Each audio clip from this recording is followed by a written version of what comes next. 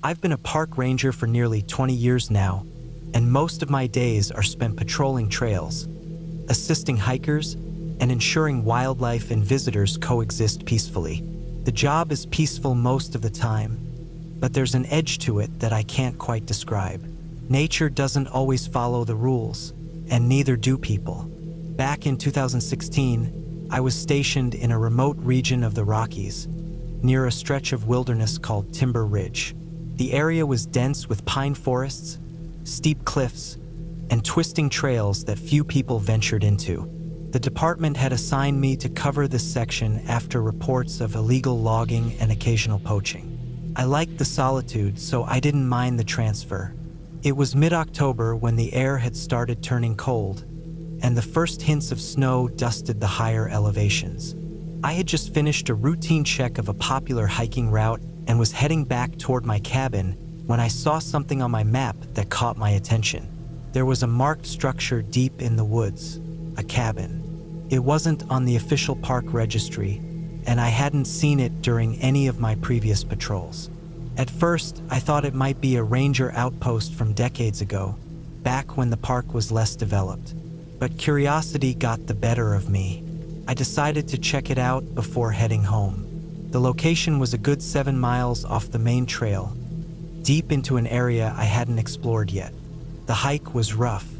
The trees grew thicker the farther I went, their branches clawing at my jacket and obscuring the already faint trail. The air was colder here, and the silence was oppressive. No birds, no rustling leaves, just the crunch of my boots on the frosty ground. After nearly 2 hours, I finally spotted it. The cabin was barely visible through the dense trees, its dark wooden frame blending into the forest. It looked ancient, sagging under the weight of time and neglect. The roof was partially collapsed, and the windows were dark and empty, like hollow eyes staring out at the wilderness. I approached cautiously, noting the lack of any recent footprints or disturbances. The cabin was surrounded by overgrown grass and thorny bushes, making it clear that no one had been here in a long time. The door was slightly ajar, creaking softly as the wind pushed it back and forth.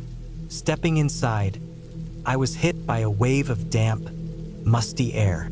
The interior was small and cluttered, with a single room containing a rusted stove, a broken table, and a bed frame missing its mattress. There were remnants of someone's life scattered around. Old tin cans, a pair of muddy boots, and a torn flannel shirt hanging on a nail. On the far wall, there was a shelf lined with books and notebooks, their pages yellowed and curling at the edges. I picked one up and flipped through it, expecting to find old recipes or hunting logs. Instead, I found something that made my stomach churn. The notebook was a journal dated back to the 1970s. The entries were written in neat, careful handwriting, detailing the life of a man named Robert Hensley. He wrote about moving to the cabin to escape the noise of the world, to live simply and peacefully. The early entries were mundane: fishing, chopping wood, tracking the seasons. But as I read further, the tone shifted.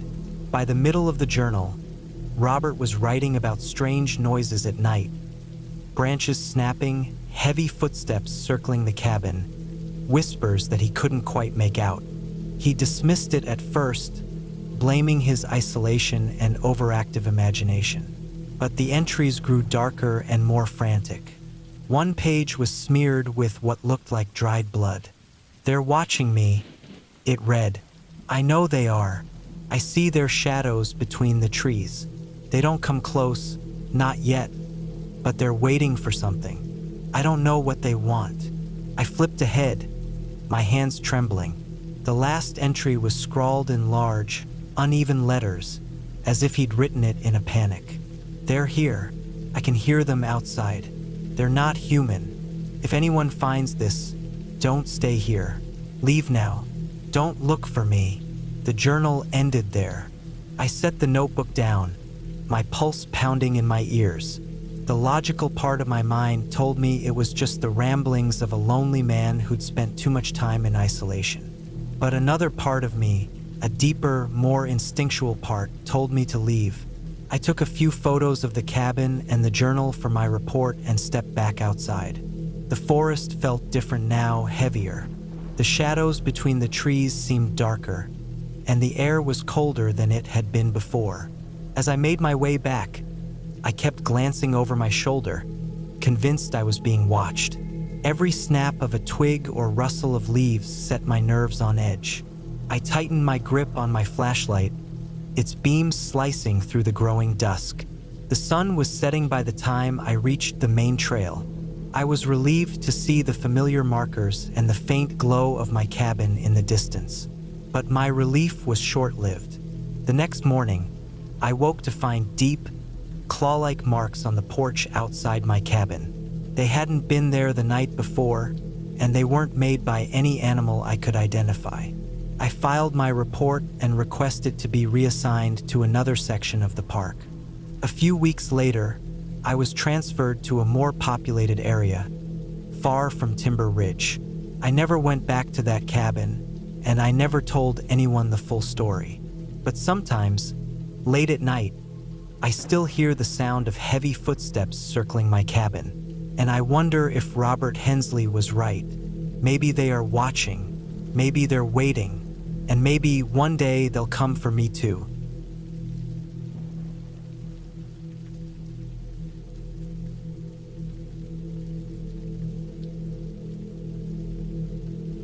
It was a cold December night in 2016. I had just started my shift at St. Matthew's Hospital, a mid-sized medical facility in the suburbs of Chicago. The building itself was old, built in the early 1900s, and despite modern renovations, it still carried a certain heaviness in its walls. The fluorescent lights overhead buzzed faintly, and the sterile smell of disinfectant was as strong as ever. I was a nurse in the emergency ward, and my shifts were usually unpredictable. Some nights were chaotic, while others dragged on with nothing but paperwork. Tonight felt like it would be one of the latter. Dr. Carter, my supervising physician, had asked me to assist him in his private cabin later in the evening. It wasn't uncommon for him to call me in to discuss patients or go over charts. I'd worked with him for over 3 years, and while he was strict, he was also highly respected. The shift started uneventfully. I spent the first few hours checking vitals, administering medications, and updating patient files. The usual hum of activity filled the ward: nurses chatting, patients murmuring, and the occasional beep of monitors. By 11 p.m., the ward had quieted down.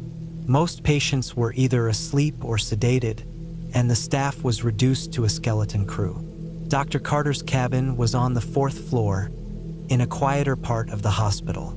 Unlike the bustling emergency ward, this floor was dimly lit and eerily silent. It housed administrative offices, storage rooms, and a few private consultation cabins for senior doctors. I rarely went up there, and when I did, it always felt isolated.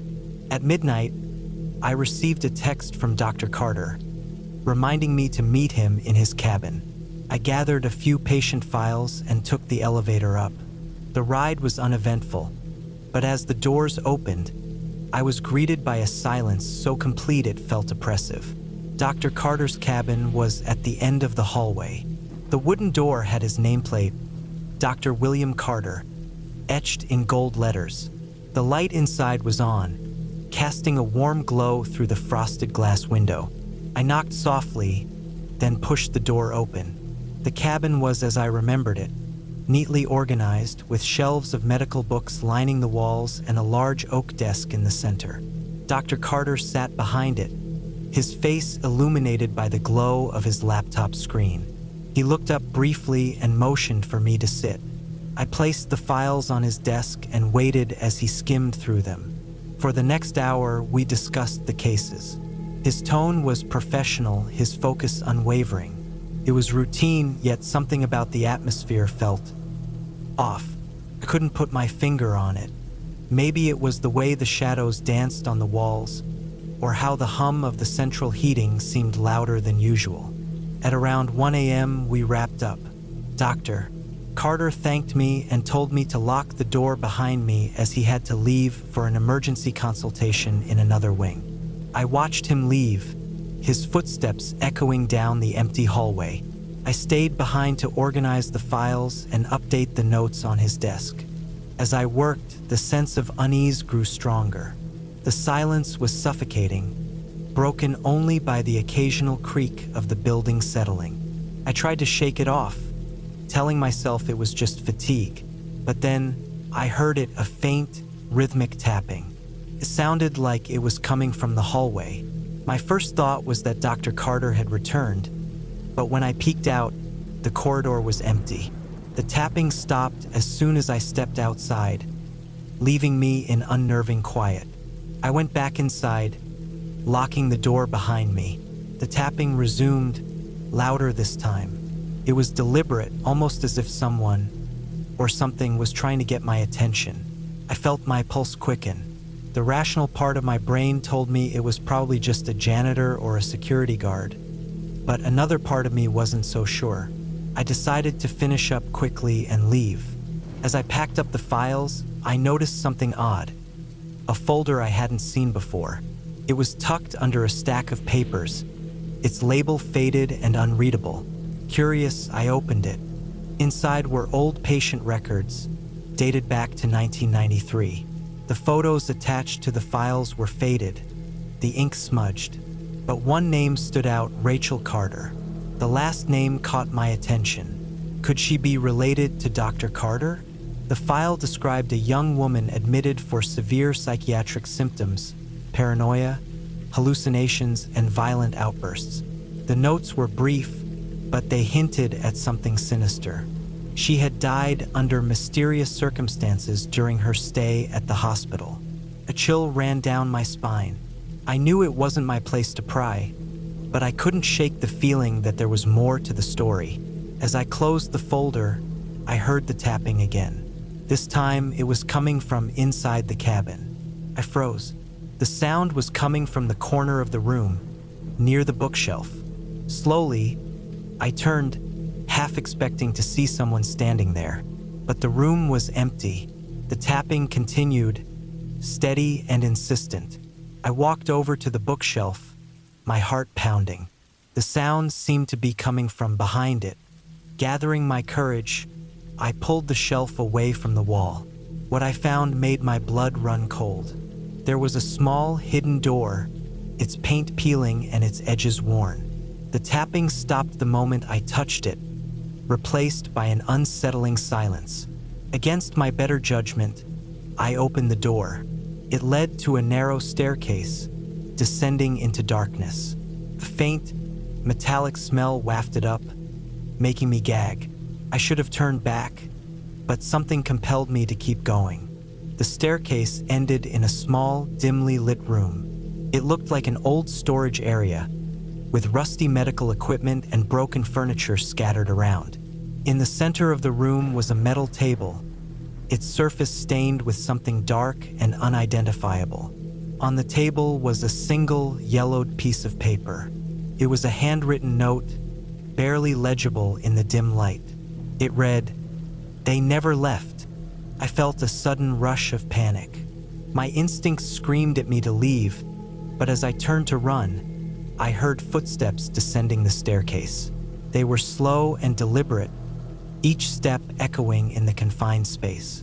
I pressed myself against the wall, my breath coming in shallow gasps. The footsteps stopped just as they reached the bottom of the stairs. In the dim light, I could make out a figure standing there, motionless. It wasn't Dr. Carter. The figure stepped closer, and I caught a glimpse of their face. It was pale, gaunt, and eerily familiar. It was the woman from the photo in the patient file. I bolted, pushing past her and sprinting up the stairs. I didn't stop until I was out of the cabin, down the hallway, and back in the elevator. My heart was racing as I pressed the button for the ground floor. When the doors opened, I ran straight to the nurse's station. I wanted to report what I had seen, but when I opened my mouth, no words came out. How could I explain it without sounding insane? The rest of the night passed in a blur. I avoided the fourth floor and stuck to the emergency ward.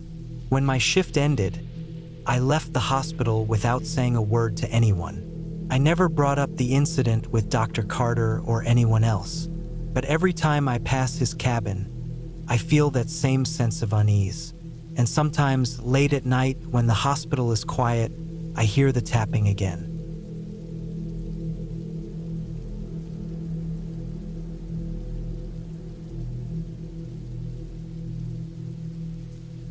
It was late October of 2015, and I was working construction on a project deep in the woods of Oregon. The crew and I were building a small cabin for a wealthy client who wanted an off-grid getaway.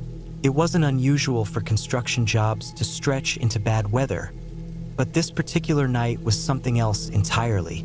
The cabin itself was almost finished, just missing the final touches like trim work, flooring, and some minor electrical installations.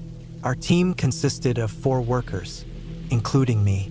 Most of the guys went back to town every night, but I stayed behind to keep an eye on the tools and equipment. The company had a strict no-theft policy, and if anything went missing, it would be docked from the worker's paycheck.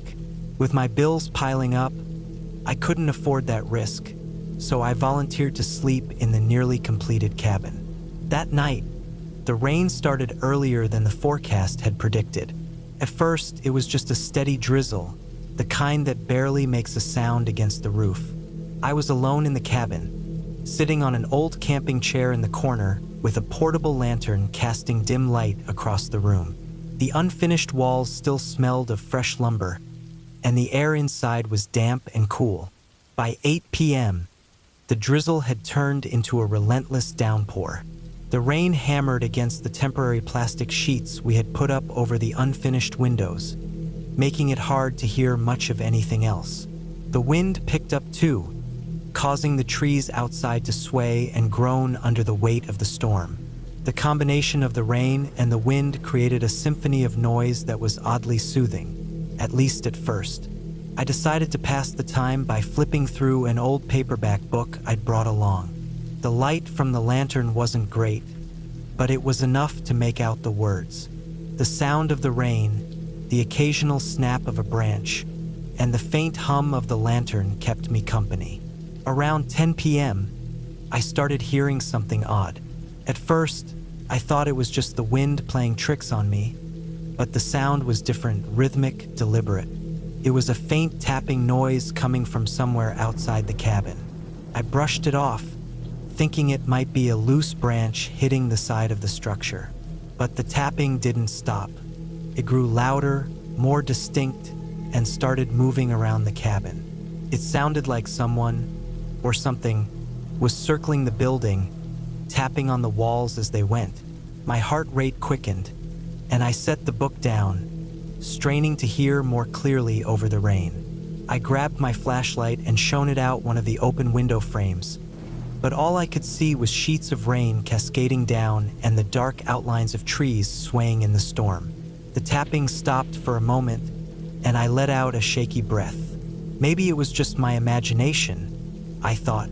Then, a loud thud came from the back of the cabin, as if someone had thrown a heavy object against the wall. I jumped out of the chair, my flashlight trembling in my hand. The rational part of me wanted to believe it was just a tree branch falling in the storm, but the sound had been too precise, too deliberate. I grabbed the small tool bag I kept near me and pulled out a hammer. It wasn't much, but it made me feel slightly less vulnerable. I slowly made my way to the back of the cabin, my boots crunching against the unfinished plywood floor. The rain was deafening, and every creak of the cabin felt amplified in the silence between thunderclaps. When I reached the back wall, I pressed my ear against it, trying to hear over the storm. For a moment, there was nothing but the sound of rain and wind. Then, I heard it, a low, muffled scraping sound, like metal against wood. It was coming from just outside. I turned off my flashlight, not wanting to give away my position, and stood there in the dark, holding my breath. The scraping sound stopped, and for a few agonizing seconds, there was only silence. Then, A sharp knock rang out, right on the other side of the wall where I was standing. I stumbled back, my heart pounding in my chest. Someone or something was out there and they knew I was inside. I considered my options. Running out into the storm didn't seem like a good idea, especially with no cell phone service this deep in the woods. My truck was parked about 50 yards away, but reaching it would mean exposing myself to whatever was out there. I decided to barricade myself inside instead. I grabbed a few spare planks of wood and nailed them across the doors and windows as quickly and quietly as I could. The hammering echoed through the cabin, but the storm was loud enough to mask most of the noise. Once the doors and windows were secured, I sat back down in the chair, clutching the hammer in one hand and the flashlight in the other. The rain continued to pour, and the wind howled, but the tapping had stopped. For a while, it was eerily quiet, and I started to think that whoever or whatever was out there had given up and left. But then I heard it again, this time coming from the roof. It was a slow, deliberate scraping sound, like nails dragging across the shingles. I pointed the flashlight toward the ceiling, half expecting to see it cave in at any moment. The noise moved across the roof, stopping directly above me. My hands were shaking so badly that I nearly dropped the flashlight. Then, the scraping stopped, and I heard a loud crash from outside. It sounded like someone had jumped or fallen off the roof.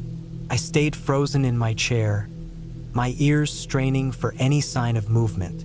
Minutes passed, but nothing happened. I started to think maybe the storm had scared off whoever was out there.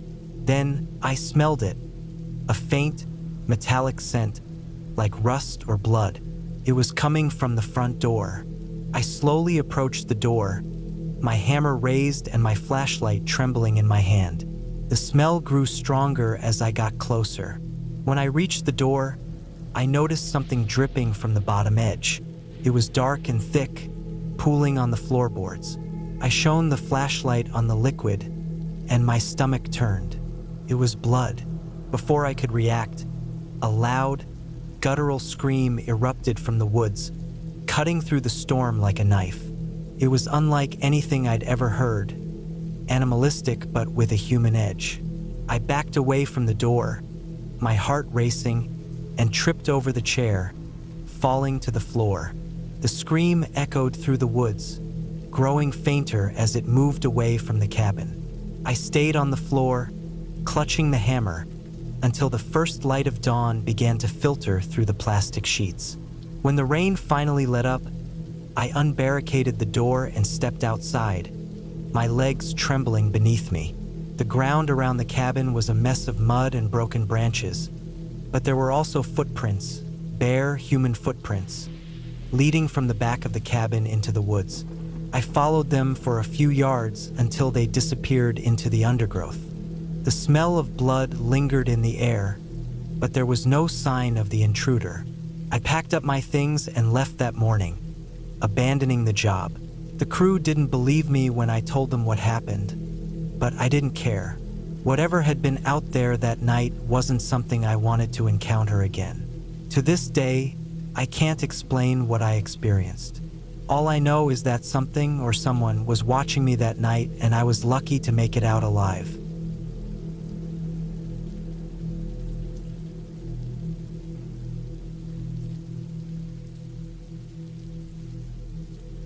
It was late fall when my fiancée, Claire, invited me to spend a week with her family at their cabin in the woods. I was 29 and she was 27. We'd been together for 3 years, and though I'd met her parents a few times, this trip was supposed to be a way to bond with them more. Her brother and sister would be there too, making it a full house. The cabin was in the northern part of Michigan, nestled deep in the woods by a remote lake. Claire always spoke about how much she loved this place, how it was where they'd spent most of their summers growing up. The cabin was old but sturdy, built by her grandfather in the 1950s. It wasn't the kind of place with modern luxuries. There was no Wi-Fi, barely any cell service, and the heating relied on a wood-burning stove. Claire had warned me to bring warm clothes and be ready for an unplugged experience. I didn't mind. I figured it might be nice to disconnect for a while. We arrived on a Sunday afternoon. The drive up was uneventful, just miles and miles of forest on either side of a narrow, winding road. The cabin sat on a small clearing near the lake, surrounded by towering pines. Her parents were already there, along with her younger brother, Jake, and older sister, Laura. Everyone was friendly, and the atmosphere felt warm. The first couple of days were uneventful. We spent time hiking, fishing, and chopping wood for the stove. At night, we'd gather around the fireplace, telling stories or playing cards. I was starting to feel comfortable around her family, even enjoying the rustic charm of the place. But by the third day, I started to notice small things that seemed off. It began with noises. The first night, I woke up to a faint tapping sound. At first, I thought it was just the wind or branches against the cabin, but the sound was rhythmic, deliberate. Top, top, top. I got up to check, but when I opened the door, there was nothing but darkness and the cold bite of the night air. The woods were silent. I told myself it was just my imagination and went back to bed. The next day, Claire's dad mentioned that some of the local wildlife could get curious around the cabin. He said it was probably raccoons or deer. I nodded, but something about the way the sound had been so steady didn't sit right with me. Then there was the feeling of being watched. Whenever I stepped outside, I couldn't shake the sensation that someone, or something, was out there. The woods were dense, the kind where you couldn't see more than a few feet past the first line of trees. Every now and then, I thought I saw movement out of the corner of my eye, but when I turned to look, there was nothing. By the fifth day, things escalated. Jake and I had gone out early that morning to gather firewood. It was just after dawn, and the forest was blanketed in a thin layer of mist. As we were chopping wood, I noticed something strange. A pile of rocks had been arranged in a neat circle near the edge of the clearing. At first, I thought it was just some random thing kids might have done, but Jake seemed uneasy when he saw it. He didn't say much, just shrugged and kept working. Later that afternoon, Laura came back from a walk looking pale. She claimed she'd seen a deer that didn't seem right. It was standing perfectly still, staring at her from a distance. When she waved her arms to scare it off, it didn't move. I tried to brush it off, telling myself it was just a weird coincidence. But that night, I woke up again. This time, the sound wasn't tapping, it was footsteps. They were slow and deliberate, crunching softly in the leaves outside the cabin. I sat up in bed, straining to listen. The footsteps stopped, then started again, circling the cabin. My heart was pounding in my chest. I didn't dare get up this time. The next morning, I decided to check around the cabin. I didn't want to seem paranoid, so I didn't mention anything to the others. As I walked around the perimeter, I found footprints in the dirt. They weren't animal tracks, these were human, barefoot, and large. I called Claire over, trying to keep my voice calm. She frowned but didn't seem as alarmed as I was. Probably just some hunter passing through, she said. But hunters don't wander barefoot in late fall, miles away from any main road. That night, I couldn't sleep. I stayed up by the fire, listening. The footsteps returned, but this time they were closer, more purposeful. I felt trapped, unable to do anything but sit there and listen. The following morning, I told Claire's dad about the footprints. He seemed concerned but said there wasn't much we could do. The nearest town was over an hour away, and calling the police wasn't an option with no phone service. By the seventh day, the tension was unbearable. The noises at night had gotten louder, and the feeling of being watched was constant. Everyone in the cabin was on edge. We decided to cut the trip short and leave the next morning. That night, as we were packing, the power went out. The cabin plunged into darkness, and the only light came from the fireplace and a few flashlights we'd brought. That's when we heard it. A loud, echoing scream from the woods. It wasn't an animal. It was human. Everyone froze. The scream came again, closer this time. Claire's dad grabbed a rifle he kept by the door, motioning for everyone to stay inside. I could hear my own heartbeat pounding in my ears as we waited, huddled together. Minutes passed, then an hour. The scream didn't come again, but none of us felt safe enough to sleep. When dawn finally broke, we packed up and left as quickly as we could. Driving away from that cabin, I felt an overwhelming sense of relief. But the part that still haunts me happened as we were pulling out of the driveway. I glanced in the rearview mirror and saw a figure standing at the edge of the woods. It was too far to make out any details, but I know it wasn't one of us. We haven't been back to that cabin since. Claire's family still brushes it off as some prank or a strange coincidence, but I can't forget the feeling that something, or someone, was out there, watching us. And I'll never know what they wanted.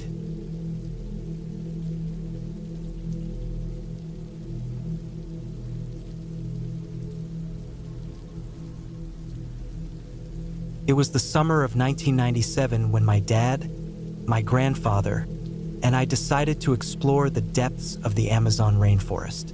We weren't thrill seekers or adventurers. My dad had always been fascinated by remote places, and my grandfather, who'd spent his younger years as a biologist, had a deep connection with nature. I was 17 at the time, eager to experience something unique and bond with the two most important men in my life. We flew into Manaus and hired a guide to take us to a remote area that could only be accessed by boat. After hours of navigating through narrow waterways lined with thick, green walls of foliage, we reached a small clearing where a wooden cabin stood. The cabin was old, built decades ago by someone long gone. It was basic but sturdy, with a tin roof, wooden walls, and a small porch. There were no luxuries, just a few beds, a table, and an old wood-burning stove. We had brought supplies for 2 weeks: rice, beans, canned goods, and plenty of water. The guide helped us settle in, gave us a rundown of the area, and promised to return in 10 days to check on us. After that, he left, and we were alone, surrounded by the sounds of the jungle. The first few days were peaceful. We spent our mornings fishing in the river and exploring the trails around the cabin. My grandfather showed me how to identify different plants, some of which had medicinal properties. My dad, always the practical one, focused on making the cabin as comfortable as possible. He repaired the door hinges, reinforced the windows with extra wood, and set up a small fire pit outside.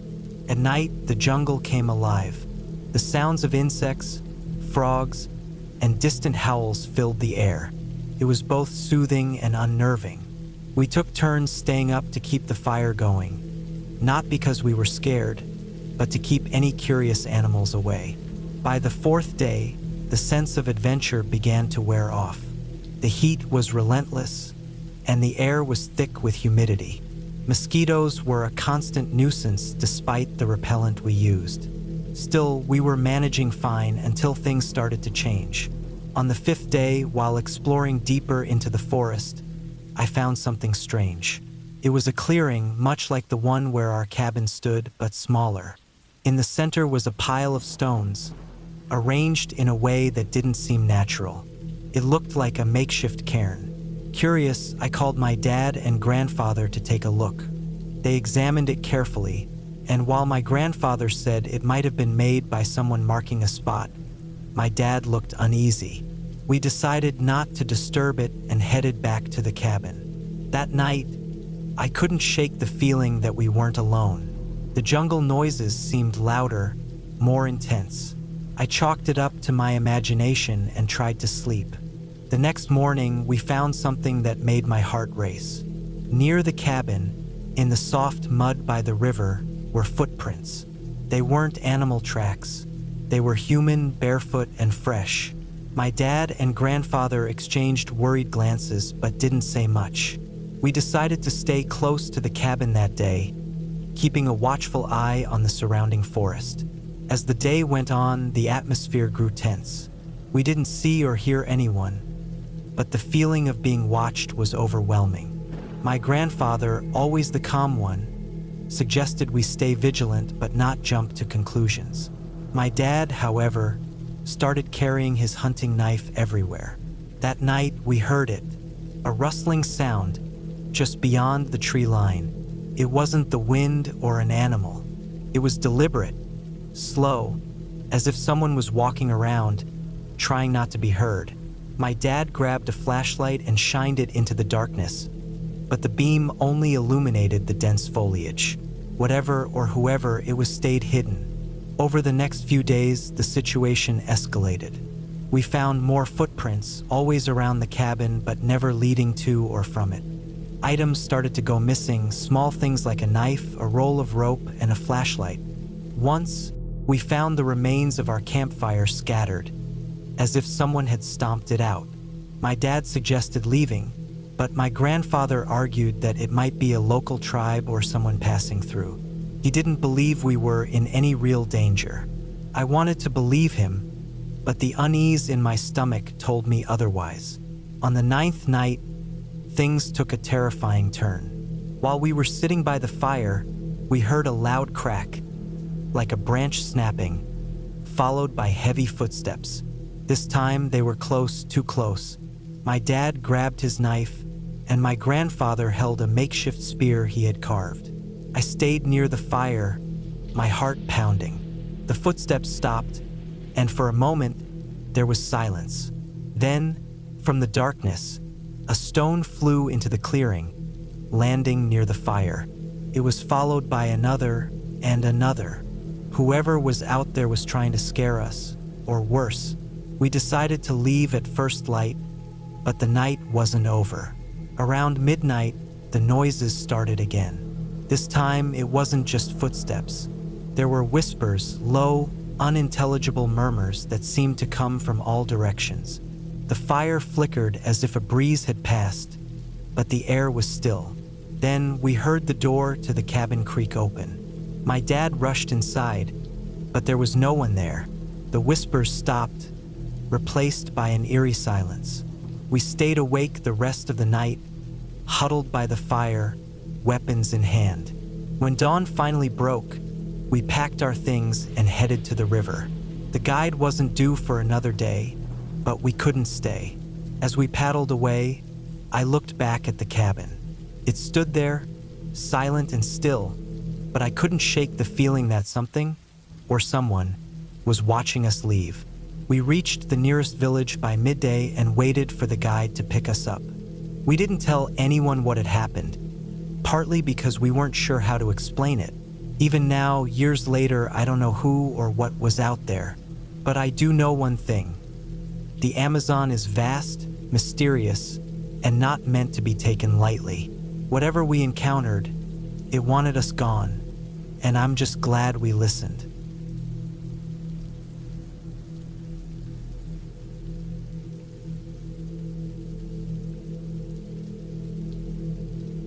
It was early October of 2016 when I decided to take a week off work and spend it in a cabin deep in the wilderness of northern Montana. I was in my late 20s at the time, worn out from city life and looking for a little peace and quiet. I'd found the cabin on a rental website. It was small, simple, and isolated, just what I needed. No neighbors for miles, no cell service, and nothing but the sound of the wind through the trees. The cabin sat on a large plot of private land surrounded by dense forest. The listing mentioned a lake nearby, hiking trails, and even a small fire pit out back. The photos showed a cozy little place with a wood-burning stove and big windows overlooking the forest. It sounded like paradise to me. I packed my car with supplies, food, firewood, some books, and my old camping gear, and hit the road early that Friday morning. The drive took about 10 hours. By the time I reached the turnoff for the cabin, the sun was already low in the sky. The dirt road leading into the woods was rough and overgrown. Branches scraped the sides of my car as I drove deeper into the trees. I couldn't help but feel a little nervous. It was so quiet out there, the kind of silence that makes your ears ring. but I reminded myself that this was what I wanted. No distractions, no noise, just me and the wilderness. When I finally pulled up to the cabin, I felt a wave of relief. It looked just like the photos, small and rustic, with a front porch and a stack of firewood by the door. The forest pressed close on all sides, the trees casting long shadows in the fading light. I unloaded my car quickly, eager to get everything inside before it got dark. The cabin was simple but comfortable. There was a main room with a small kitchen and a sitting area, a bedroom off to the side, and a tiny bathroom with a composting toilet. The wood-burning stove was already stocked with kindling, and there was a stack of firewood by the door. I lit a fire, unpacked my bags, and made a quick dinner. By the time I finished eating, it was pitch black outside. I stepped out onto the porch for a moment, just to take in the night. The stars were incredible, more than I'd ever seen in the city. But the darkness was absolute. I couldn't see more than a few feet into the trees. The only sounds were the crackle of the fire inside and the occasional rustle of leaves in the wind. I went to bed early that night, exhausted from the drive. The bed was comfortable and the cabin felt safe. I drifted off quickly, the sound of the wind lulling me to sleep. The first couple of days passed peacefully. I spent my time reading, hiking, and sitting by the lake. The solitude was exactly what I needed. I didn't see another soul, and I loved it. But by the third night, something changed. It started with a noise. I was lying in bed, half asleep, when I heard it. A faint, rhythmic thumping coming from somewhere outside. At first, I thought it might be an animal, a deer or maybe a bear. But the sound was too steady, too deliberate. It didn't stop. I got up and looked out the window, but it was too dark to see anything. The fire in the stove had gone out, and the cabin felt colder than usual. I grabbed a flashlight and stepped out onto the porch. The beam of light cut through the darkness, illuminating the trees around the cabin. But there was nothing there. The noise stopped as soon as I stepped outside. I stood there for a long moment, my breath visible in the cold night air, listening. The forest was silent. Eventually, I went back inside, bolted the door, and tried to convince myself it was nothing. Maybe a branch falling or the wind knocking something over. But the next night, it happened again. This time, the noise was louder, closer. It sounded like someone, or something, was walking around the cabin, dragging something heavy behind them. I stayed inside, clutching the flashlight, my heart pounding. I didn't dare go outside. The sound continued for hours, stopping and starting at random intervals. It was almost as if whatever it was wanted me to know it was out there. When the sun finally came up, I stepped outside to look around. The ground was covered in pine needles, but I noticed something strange near the edge of the trees. A long, shallow groove in the dirt, as if something had been dragged through it. I told myself it was nothing, probably an animal, but I couldn't shake the feeling that I wasn't alone out there. That day, I stayed close to the cabin, keeping the doors locked and the fire burning. I felt like I was being watched, though I never saw anyone. That night, the noise came back, louder than ever. It circled the cabin, stopping and starting, always just out of sight. At one point, I thought I heard breathing, low and heavy, right outside the window. I didn't sleep at all. By the fifth day, I'd had enough. I decided to cut my trip short and leave. I packed up my things quickly, eager to get out of there before dark. But when I went to start my car, it wouldn't turn over. The battery was dead. Panic set in as I realized I was stranded. There was no cell service, no way to call for help. I thought about hiking out to the main road, but it was miles away, and I wasn't sure I could find my way in the dark. That night, the noises were worse than ever. It wasn't just thumping or dragging anymore. I heard footsteps on the porch, the creak of the wooden boards under weight. At one point, something tried the door handle, rattling it violently. I sat in the corner of the main room, clutching a kitchen knife, too scared to move. When the sun finally rose, I grabbed my backpack, filled it with what supplies I could carry, and started hiking. I didn't look back. I followed the dirt road as best I could, my heart racing with every sound from the forest. It took me hours to reach the main road. When I finally did, I flagged down a passing car and told the driver I'd had car trouble. I didn't mention the noises or the tracks in the dirt. I didn't want to sound crazy. Looking back, I still don't know what was out there. Maybe it was just an animal, or maybe it was something worse. All I know is that I've never felt that kind of fear before, and I hope I never do again.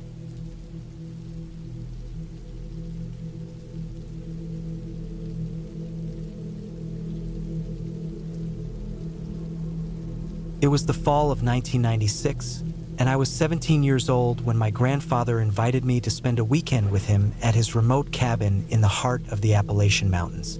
The cabin, an old structure his father had built, sat miles away from the nearest town, surrounded by dense woods that seemed to stretch endlessly. It was the kind of place where cell service didn't exist, and once night fell, the only light came from the flickering flames in the fireplace or the dim glow of a lantern. My grandfather's stepbrother, a man I'd only met a handful of times, was supposed to join us as well. The forecast predicted rain, but I didn't think much of it. The drive up the winding roads was uneventful, but by the time I arrived, the clouds had thickened, and the first drops of rain began to hit my windshield. My grandfather greeted me warmly, his weathered face lighting up as he helped me carry my bag inside. The cabin smelled of aged wood and pine, and the sound of the rain on the tin roof was oddly soothing at first. His stepbrother, Earl, had arrived earlier in the day and was sitting in a worn armchair by the fireplace. The evening started peacefully enough. We ate a simple dinner, and the three of us settled into the living room. My grandfather shared stories about his younger days, while Earl occasionally chimed in with his dry humor. Outside, the rain intensified, and the wind picked up, causing the trees to sway and creak. The fire crackled in the hearth, casting dancing shadows on the cabin walls. As the hours passed, the rain turned into a relentless downpour, and the wind began to howl. I could hear the distant groan of trees as they struggled against the storm. The cozy atmosphere started to feel less comforting and more oppressive. Earl stood up, peered out the window, and muttered something under his breath. I followed his gaze and saw nothing but darkness and rain streaking down the glass. The first sign that something was wrong came around midnight. The power flickered and then went out completely, plunging us into darkness. My grandfather lit a few oil lamps, and Earl added more wood to the fire. The rain continued to pound against the cabin, and the wind rattled the windows. I remember feeling a strange unease, like the storm wasn't just outside but pressing in on us, trying to get inside. It was then that we heard it, a sharp, metallic clang, like something hitting the side of the cabin. It wasn't the wind or a branch. It was deliberate, purposeful. Earl grabbed a flashlight and shone it out the window, but the beam barely penetrated the sheets of rain. My grandfather tried to reassure me, but I could see the tension in his jaw. We sat in silence, listening. The sound came again, this time closer, followed by a scraping noise that made my skin crawl. Earl turned off the flashlight, and we sat in the dim light of the oil lamps, straining to hear anything over the storm. Minutes passed, and then a loud thud echoed from the back of the cabin. It was as if something heavy had been dropped or thrown against the wall. Earl grabbed an old hunting rifle that leaned against the corner of the room. My grandfather motioned for me to stay put as he and Earl headed toward the back of the cabin. I felt a wave of panic, but I didn't want to seem scared, so I stayed where I was, every muscle in my body tense. The rain and wind masked any sounds they might have made, and I was left in near silence except for the storm. When they returned, their faces were pale. Earl muttered something about not seeing anything, but they looked shaken. My grandfather said it was probably a tree branch or debris from the storm, but I could tell he didn't believe his own words. Earl double-checked the locks on the doors and windows before settling back into his chair, the rifle resting across his lap. The rest of the night was a blur of unease and sleeplessness. The sounds outside continued, soft scraping, faint thuds, and once, what sounded like faint footsteps on the porch. Every time Earl or my grandfather checked, there was nothing there. It felt like we were being toyed with, as if something was just out of sight, watching, waiting. By dawn, the rain had lessened, though the sky remained overcast. We decided to check the perimeter of the cabin. The ground was muddy, and the air was thick with the smell of wet earth and pine. As we walked around, we found something that sent a chill down my spine. Footprints in the mud, circling the cabin. They were fresh, too fresh to have been made before the storm. The tracks weren't from boots or shoes. They looked like they belonged to someone barefoot, but the size and shape were odd, larger than any foot I'd ever seen, with long, narrow toes that left deep impressions in the mud. My grandfather and Earl exchanged a look, but neither of them said a word. We followed the tracks as far as we could, but they disappeared into the dense woods. The unease that had settled over me the night before returned with full force. Whatever had been outside wasn't just passing through. It had been watching us, circling us, and it had done so in the middle of a storm. The rest of the weekend passed uneventfully, but the tension never left. I couldn't shake the feeling that we weren't alone out there, that something was still watching from the shadows of the forest. When I finally left on Sunday afternoon, the relief was overwhelming, but the unease lingered. Years later, I still think about that weekend. My grandfather passed away a few years after, and Earl moved to a retirement community in Florida. I've never returned to the cabin, and I don't plan to. Whatever was out there that night, it wasn't human, and it wasn't an animal. I don't know what it was, and I don't want to know. The memory of those footprints and the sounds in the storm haunt me to this day.